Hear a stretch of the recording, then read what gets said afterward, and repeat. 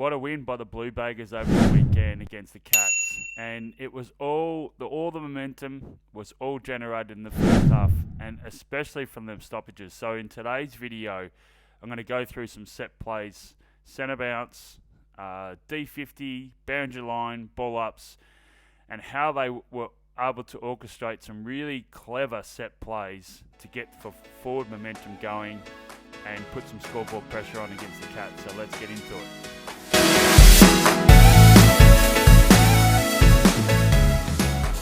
So this is the first centre bounce of the game, and just watch Cripper.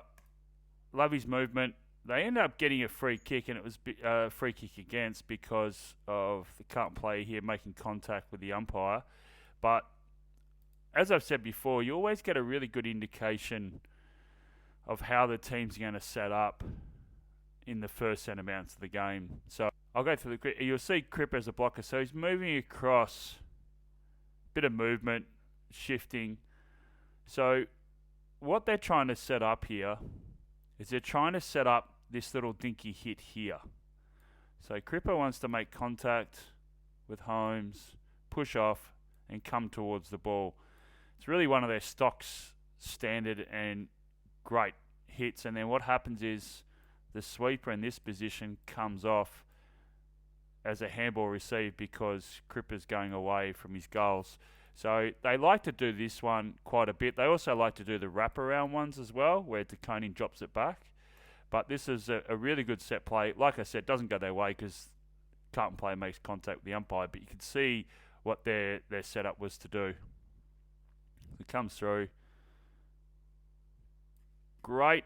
And I love this by Koning. He did this quite a bit against Stanley yesterday. Is actually going through the ruck. So not trying to...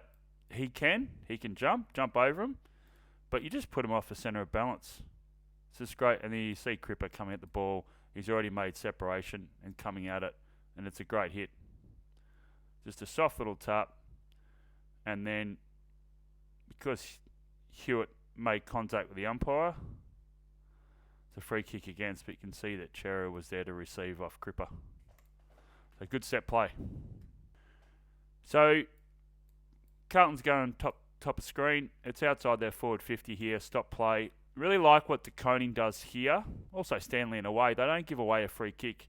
But what I want to look at is Akers. So it was either Akers or Hollands that coming up on the half forward line. And the ability to be in a position, a sweeper position, to then be facing their goal. So good patience here from Akers to get a clearance and an inside forward 50. So in that situation, really good. Like you could be in a position to give away a free kick there, but sometimes you can't do anything about it. So really good awareness there from Koning. I know he's probably trying to plead for a free, but just watch Akers, how he just holds. He's just really balanced, and Walsh does this really, really well as well. The ability not to get sucked into the contest. You need to be aware of your teammates that are in there, and if you're not the first one in there, you've got to have balance to stand out and then be used. So he's just patient, and then you just never know what can happen, but you need that coverage, and then inside forward 50. The other thing to mention on there too is that if Geelong win it, then you've got coverage. So if Akers was to go in, he not only eliminates himself from being the receiver, but also opens the door, the floodgates for Geelong to go whooshka and go forward. So a forward to centre. So Carlton's going right of screen. I love this. So Koning did this quite a lot, and particularly forward to centre. So you can see there's a bit of an inner circle here. He would hit it out. So whether the right hand, left hand, he'd just get it out, get momentum. I love this. Max Gawn did it a few times on the weekend. It's such an underrated thing. You just get momentum. You get everyone facing your goals, and Hewitt gets onto it. So really good awareness here, especially with Hewitt, but really good leadership there from Koning to actually just hit it forward, just get get the thing going. So makes good contact with Neil, and then just that little dinky hit out. And it just gets over all this crowded numbers. And the Blues are out. And then waits for really important here. Really important that Hewitt holds the ball, waits for the defender to come to him. Sometimes you can handball it too early, and it allows then Stewart to get and be able to make an impact. But he just holds it. He just holds the ball and then waits and then goes. So really good. So handball games are really important for that. So when Mackay was in there, it wasn't to Koning, a lot of one-on-ones from the Blues. And I love this. Always love when the blocker has room to move. But just watch. The reason why I put this in is just Walsh on his ability to be a sweeper. He's so good at this. Ability to be patient. So he's on Atkins at this point. Atkins gets sucked in the contest, and Atkins is having a brilliant year. I love the way Atkins is playing, but just the patience of Walsh. So the ball comes in. Atkins then decides to go, and at that point he's eliminated himself, and Walsh just to have the patience just to hold as a sweeper. So really good play. So once again, Carlton's going right of screen, and it's forward to centre. So it's in their forward half. Once again, great set play here. So they have their coverage, but you can see all these numbers. If I just fast forward, so watch Durden here. So you can see all these numbers, and this is why I love Koning when he does this, and he did it 3 or 4 times in the first half. It just gets momentum, gets the team going, gets out of that inner circle, and as I continue to go through here, you can see all the numbers come together. But because the hit is out of that inner circle, bang, they're onto it. Really good. Love that. That's why they were able to be plus in their clearances in the first half against the Cats. Cats are really good at stop plays. And because the Koning was able to push it out of that inner circle, they're able to get momentum. They had runners on the outside. One of the strengths of the Koning is his second and third efforts. So as a ruck, it's really, it is such a strength of his. And then you see the last clip where he's able to get a goal just to stay involved. But his second and third efforts are so good. And what makes it really important as a ruck to have second and third efforts is because you have that, as a ruck, you have that split second to know where the ball's going before the midfielder. So you can set up all the plays that you want, but you might get turned, then all of a sudden you're hitting. But you have that split second awareness of knowing before everyone else where the ball is going. So in this situation, he hits it forward. Really good movement here from Cripper to come across. And I love that you've got always have movement. So there's movement coming here. There's movement going there. There's all this movement. But at the end of the day, it's always so valuable to have your ruck as another mid. And this is what the Koning does in this situation. So the ball goes, jumps over him. And I love that. If the ball ever goes, this is one for rucks, the ball ever goes over your opponent's ruck, run super hard and jump straight into him. You're in a vulnerable position. I get that from Stanley's point of view, but it's an attacking move and great movement here from Cripper. So, but essentially, what the strength of this is just for Koning to stay involved. So he's there. He's not getting sucked in the contest, and then out they go. So really good play. So stoppage on the wing, really good movement, and once again, Cripper. So at some point, I think Geelong might have made the change to put Atkins on him, even though Holmes is great at getting out of and he's really good in and under, but his ability to break the lines, but going up against Cripper, they got exposed a little bit, I reckon, Geelong in the first half, but another great tap, just straight in, and then Cripper's able to get through, and out they go. So once again, I'm showing the position of Walsh and just his patience So yes, understandably, he's on one of the best midfielders in the game. But just having patience.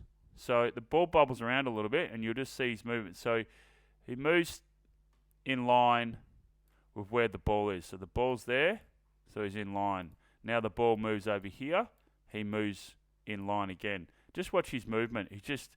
But he's moving laterally. He's not getting sucked into the contest because he is now the closest to the Geelong goals. So you need protection. You can't allow, if he was to go in there and get sucked in the contest, guess who's out? So it's really important to understand where your teammates are and to know that you're last on the line. So he just holds, and he's still holding. So let this play out.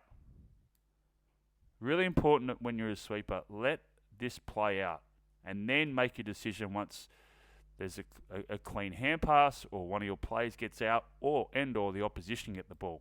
You just got to let it play out. But he still holds. You just don't know. But you've got to still have protection. He's still the closest towards Geelong's goals, so he's the goalkeeper, and out. Great one touch there from Cripper. So really important as a sweeper. So this is the start of the second quarter, and I really love this setup. This is something I really hadn't seen from Carlton. So what happens in this situation? They've set up a defensive triangle. So the Cats are going right of screen. They've set up a defensive triangle. But what they're trying to do is essentially create the space here. So what to Koning, and it nearly comes off. So what happens is you always got to have protection. So Chera goes. And then Cripper comes here to become the sweeper. Now that nearly comes off. Now if the Koning was able to hit it further, it would have come off. They give away a free kick. But I love this setup. I love this. It's really attacking, especially when you've got a dominant ruck. No disrespect to Stanley, but Koning had a massive first half. This is really attacking move, and I quite like this. Geelong set up quite good here, but because they use Chera and another club that's really good at this is Collingwood. So they use side bottom, Nick Dacos, of course. Pendlebury also flies through there. It's a really good set play. I like it. So you can see Chera's gone through and Cripper's come back as a sweeper. So he gives away a free kick to Bailey, holding his arm. But you could see that if that ball goes into space, out they go. So this is in Carlton's D50. What tends to happen in this situation is if it's in your D50, you either hit it towards the boundary line or you hit it quite soft in these little areas here. And that's what Koning does with Cripper. It's a really good hit. That's a no-go zone. Hitting it forward is a no-go zone, and of course hitting towards their goal is a no-go zone. So only limited to a few spots, and sometimes you're dictated to, of course, with what Geelong does. But you've got to be set. You've got to practice these as much as you can. So they've got protection there, they got one-on-one there, and they got one-on-one there, and then obviously all this traffic in here. But it's a really good tap from Koning. It comes in, and then Cripper just gets in the way. Well, not in the way, gets in a really good position. So and once again, there's his chest towards Cripper. So he's not off centre, he's not off over here, so it's hard to see. He's right in line with where Koning is. So really good set, really good balance there from Cripper. So this is the strength of Koning, the ability to grab out of the air. Now how does he do that? Well, I'll show you. What he does, it's called the armpit drill, and every ruck should practice this. You push them under the arm here. And basically what you do is you push the top half of their body off centre. That's all you got to do. You've got to get your arm.